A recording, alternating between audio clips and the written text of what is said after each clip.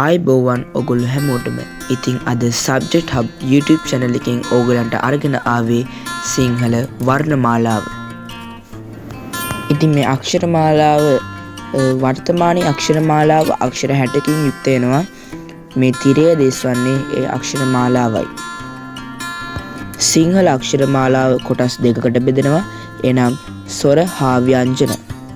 ස්වර කියලා කියන්නේ තනිව උච්චාරණය කරන්න පුළුවන් අක්ෂරවලට. ඒ වගේම ඒවලට ප්‍රාණයක් සහිත බවත් අපි විස්තර කරනවා. ඒ වගේම ස්වර 18කින් යුක්තයි. මේවාට පණකුරු අක්ෂර නැත්නම් ප්‍රාණාක්ෂර කියලත් මේ ස්වර 18 හඳුන්වනවා.